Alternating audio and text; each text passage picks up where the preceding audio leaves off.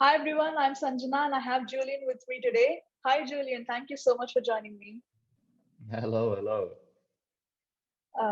Awesome. So to give a little introduction about Julien, so Julien is the co-founder and CEO of Aithena. Aithena uses AI to tell you which companies you need to target next.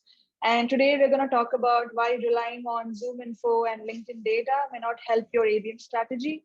So shall we get started? Yeah, let's go. I'm ready, more than ready. Awesome. So let's talk about your career journey for a while. So can you tell us how Athena was born and what made you start this company? Yeah, I can tell you, I will tell you in short, I was always an entrepreneur when I was young. So when I was 16, I had a photography company and I wanted to have those pictures on t-shirts. So I went to Okay. China, to Shanghai to learn Chinese and I became like a young entrepreneur. So I went back to the Okay. Netherlands and sold a lot of t-shirts over there. And I thought, okay, I'm not the only young entrepreneur, so let's start a network group. So I started a network group with like 250 young entrepreneurs. And from there on, a lot of multinationals, the big companies like Shell, Randstad, Philips, they asked me, can you find startups for me? Because I knew a lot of startups. So there I started a startup consultancy firm where I just tried to find startups using prospecting tools in Google. But I saw that it was like really difficult if you're searching for a really specific company. So for example, if you want to find all electrical scooter sharing platforms in Europe, then yeah, Google didn't really help you. And also the other prospecting tools didn't help you. So I started to create an algorithm that scans every company website in the world and uses machine learning to understand really deeply what the company is doing. And yeah, then we saw the sales industry also has this problem to really find and have the ability to search really in depth. And that's when we pivoted to the sales industry and Athena was born. Yeah. Awesome. Awesome. Do you like how do you understand technology? Because you were in a clothing business, but then you suddenly came into B2B, right? So how did that True. transition come from? Yeah. Yeah, good question. Yeah, so my background is international business on my university. So I Okay. just saw that this algorithm was needed. So I just used YouTube tutorials to understand a bit of Python. And Nice. eventually the YouTube tutorials were so difficult that I was watching YouTube tutorials to understand the YouTube tutorial. But eventually it helped me Okay. really out. So I could create some algorithms using Python. So when I did that, Okay. we just created like an MVP and we got our first clients on board for that. And yeah, then the investors had some interest because the sales market is huge and we validated that there's a real problem in there. Yeah. And when did you start this company? Yeah, so Athena was really founded basically this year, Okay. 2021. And before it was Infor Intelligence, but that was really focused on finding startups for the bigger multinationals. So then we created the pivot and shifted from Infor Intelligence to sales to Athena.ai. Yeah. Awesome. Awesome. So, coming to the presentation for today, like you claim that relying only on Zoominfo and LinkedIn data may not help ABM strategies. Like, what supports your claim? Probably you can give us a presentation about that. Yeah. Yeah. So I can tell you a bit about it at first. Yeah, So sure. what I discovered myself was really we had new clients also for Athena ourselves. So of course we are also trying to do an ABM strategy. Yeah. That's always a bit of a crazy inception. It doesn't make it easy to understand, but we also sell. So what happened is that we used companies like Leadfeeder, for example, to find out which Mhm. companies are going to our website. Yeah. But we also found out which companies wanted to have a demo, which companies turned into a paying customer. And then we thought, okay, that customer is interested in our tool. They show that they have intent to buy. So that's just one company. But in our opinion, if you find really lookalike companies like that, which are doing exactly the same, they have the same struggles, the same target market, etc. So we thought, okay, why can we not just find lookalike companies from those companies? So that's eventually what we are doing is basically use our AI to exactly find the whole market in what the company is, which is interested to buy your product. So maybe I can share my screen and I can show you Yeah. a bit how the Sure. Athena works. So let's go Definitely. over to the screen. So you see the website here. Yeah, I can see. Nice. That helps out a lot. So if you go to the app, it's really basic. So you just need to input the URL. And I always advise input the URL of a current client or from a client you think is ideal customer. So for example, one company is Felix.com. It's also a really cool company from Amsterdam, the city where we are. And what they're doing is they're sharing scooters. They have apps and you can just go to the app, get a scooter, go on to the next place. So let's say this is like your ideal customer, or it's even a client, and you want to find out, okay, which other companies are there which are doing the same? Yeah, really easy. Just copy the link, copy it, go to Aithena, paste it, and the next step is to find lookalike companies. You can also focus on a location. So you can say, okay, maybe I want to go to the German market, and maybe to the French market, US, or you can leave it blank and choose any location. And you can also have a focus on employee size. So maybe you know, okay, our tool really works for companies between 51 and 200 employees. So let's keep it on any size to make it easy. So at this moment, the AI goes to the felix.com website. It will get all the keywords on the website which are important. So when they say we are a company offering e-scooters, then our AI only saves e-scooters, and it will look at other websites which are using the same keywords. So let's dive into it. You see the output now, and you see the description. So for example, you see the keyword electric scooter sharing platform, which is exactly what Felix is doing. Online application, that's the same electrical scooter, and this list go on and on and on and on. And the next step is what you do, you save it to a collection. So for example, let's do nice interview collection.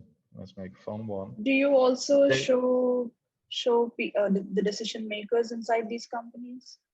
Yeah, so the next step is based it's there. Okay. Future is a feature that's based on our paying customers. So what they want is the companies which are using Aithena are companies that are really focused on quality instead of quantity. So some companies just like to have 10,000 emails and send it over, but they don't have any idea who to send to. So what we do is we have search expert in-house, which helps to find contact information. So what you do is you request the contacts. So let's say you want to know the CEO and maybe the co-founder, and you request the contacts. This moment we get a ping, and our search expert will use different tools, like a combination of 10 different tools, to find the most accurate data. Because we see sometimes when you just use one tool, you have an email, but maybe it doesn't work. So we use different tools. We cross-reference it to check out what's probably the highest probability, which email has the highest probability to email to. And we use bounce tools to check out if the emails are great. What's really important to say is that we use these tools, but we don't automate the process. So it takes 48 hours for us maximum to get the contact information. And what we really believe is the synergy between technology and human, because like we are living in the age where we want to automate everything, but because of automation, the accuracy of the data sometimes goes not that well. And those are also the moments when you just need to have a person looking over it. Like, is this email, does it make sense that this is the email of that person? Is that person still working there? And for example, if you try to find the CTO, then you want also to have the chief tech officer or the chief technology officer. Well, most of the tools, if you type CTO, they don't understand that the chief tech officer or head of technology is almost similar. So that's why we use humans in the process. So in 48 hours, you get an email, you get a ping notification, and it will look like this. You just have a contact with all the names, the emails, the LinkedIn, and also the role. So this is the example I just gave, like chief tech officer. We can give you that email, but a lot of other tools don't understand the chief tech officer is basically the same as what you're looking for. The next step is export the contact list, put it in your outreach tool, in your CRM, and start doing marketing or selling. What we see the most is either for marketing, For marketing, they export to companies, and for example, they do a LinkedIn campaign based on these companies. So that's really an ABM strategy. And on the other side, they use email sequencing, which is also really highly targeted, because you know that Felix was a company which is interested in your product. Yeah. So that's the whole funnel what we are doing.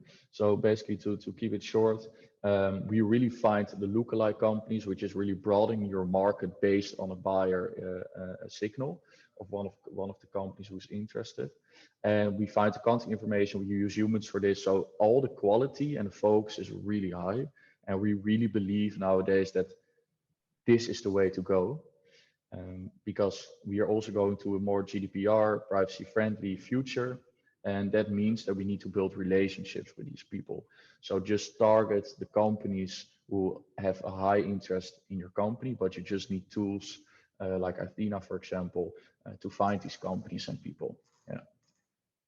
Yeah, that's awesome. Like, I've not heard any company mention that they use humans in verifying these, contacts. I've not heard any company say that. So this is the biggest differentiator of Aithena, I guess. But how do you scale this? Like, when you have humans, how do you scale the verification process? I'm sure So a lot of you might have asked you. Yeah. yeah, of course. Like, of course, the human intervention is not like we're spending hours per lead, right? So the human intervention is just really going over the data which the tools showed us to just check if it makes sense. So we're not wasting that much time on it. So for us, that's not going to be a problem. And what we want to do now, and that's more the product roadmap, is we really believe in try to make things scalable the moment that you understand how to make them scalable. And that's where a lot of startup fails, is that they try to make a scalable startup, but they don't understand the processes. So what we do, for example, is learn from our search experts how they're looking for contact information. And based on that, we can maybe automate the process more and more and more. So, for example, what I said to you, the thingy that if a user asks us, we want to have the CTO, our search experts understand that chief tech officer is something interesting as well for our user. But if you automate the process, that will not happen. So currently we are trying to use NLP to create an AI that understands similar kind of job titles, like which are relevant to each other. So that's why we also now want to do it like more manually to understand the process. And if we have a feeling that we understand it, we're gonna automate it step by step. Yeah, got it. And I think tools like Zoominfo or LinkedIn data, like when you get data from these kind of tools, what happens is when you export the data and you feed it to your ads platform, or when you want to send emails to those exported contacts, the biggest problem that marketers face is bounce. It bounces. Half of them bounces. You have to remove the bounces before you even use that contact. So if you get like thousand emails, then almost at I think 300 emails will be bounced. So you need to remove them, and then again, that's again a manual thing that a marketer should do in the back end before they use this data. So I think when you have human intervention, that is solved, right? You can. This is more trustable. Yeah, and that's what we see a lot is that you also don't like to have like a bad data in your CRM system. And I also really believe that the bounce rate is something showing that you are just spending too much time on quantity instead of quality. So our typical bounce rate is like in between 2 and 5%. And what we and now we are getting more towards the 2 by learning more from the process. But it's also something difficult, to be honest, for us, because we're finding it out that a lot of clients expect nowadays that you find like 80% of the contacts they request. But we can find that, but the data is then just worse. So for us, it's sometimes really difficult to talk with our users and explain them that okay, we can give you 80%, we can even give you 90%, but you will just get a lot of bounce and the data is not accurate. So what do you like? So we're really trying Yeah. to find a good balance in that, because now when you request contacts for us, we have like 40/50% of the contacts we find, but it's good, it's data, it's real data, it's good data. Yeah. So that's the balance we are trying to find, and but that's pretty interesting. Like we have a lot of committed users who really like to talk with our team, and we are always open. So we also have with the highest paying customers, we are talking on a weekly basis, and if we don't have anything to discuss, we just talk maybe a bit about sports, just to have a good relation and get knowledge, Yeah, and that's we are here important. to solve them. Yeah, and we like that. So, and I like to talk about sports, so it's a good excuse as well, Okay, right? that's awesome. And how do you comply with GDPR? Because that's very Yeah, important in Europe. really good question. Yeah. So what I said, like we are really a GDPR privacy friendly first company, because we just basically, one, because it's just our ethical compass saying that, but also the second thing is that the market will go there, and that's what I created a post about, that Google will stop with third party cookies. Like all of these things will happen upcoming next year, so it becomes more privacy friendly per day, the world. So people stop maybe using Google Chrome, they will go to Firefox or to Brave browser. So we also need to be ready for the privacy friendly future. So that's why we focus a lot on GDPR. So what we do, for example, is we only use publicly available data. So Okay. we don't log into LinkedIn or other stuff to try to get an email. So it's only publicly available data. So people who are probably willing that they're open to receive emails. And the next step, and that was a difficult step, is what we do if we find the contacts, we send it to our users, right? And we decided that we don't want to save the data in-house. So only the user sees it, and we don't have that data. Oh, Um, okay. and yeah, and that's basically because, for example, with Apollo, what you saw, like the biggest breach in history regarding private data, is because they save it in their, I don't know where, in their server, and I don't know what happened wrong there, but we don't want to save data just because then no hackers can find anything. So that's really one of our number one priorities. It is also a thing that is not good for the margins for your product, because what we see often is that users ask the same account, right? They want to know Yeah. the CTO of the company where these pencils are made. But the second time they ask it, another company, another user, we need to find Yeah. it again. So Yeah. it's worse for our margins, but I guess the world is not only about margins and profit and money. So to make a small impact in this world is maybe also good on that. Yeah. Yeah, I think you're truly standing out there. That's really great to know. Do you support any integrations now? Yeah, so what we do is now we are listening to the users. So the whole backlog, like the things we want to do tech-wise, is based on basis of the paying users. So that's why I also have the weekly talks. I just ask them, okay, tell me what are the three things you like, and we are gonna focus tomorrow that, and what are the three things you don't like. So what we do then is, for example, integrations. That's one which is really important now. So probably we're gonna go for a HubSpot integration soon.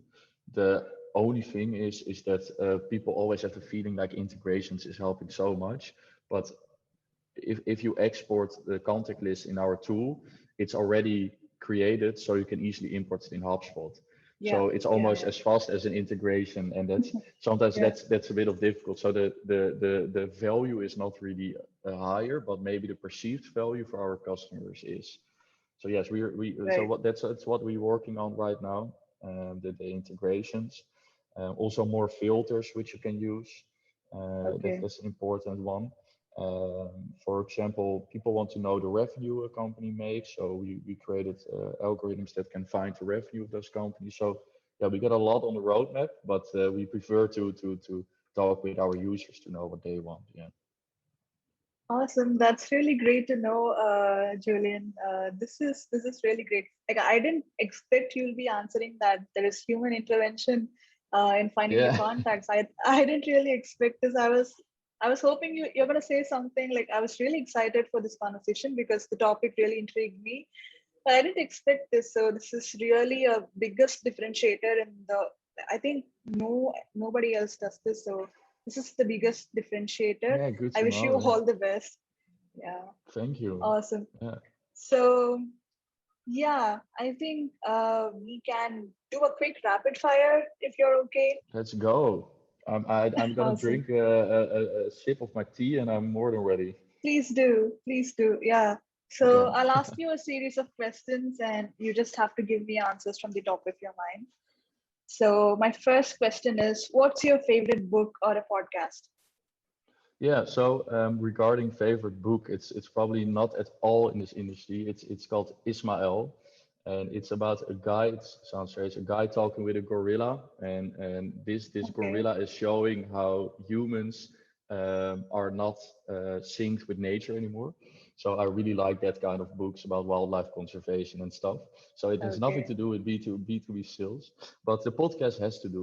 Like the ones which I really like is SaaSter, the podcast Yeah. about B2B SaaS companies. That's helps me out a lot. Like it's really crazily good. And what I use a lot is the startup school videos from Y Combinator.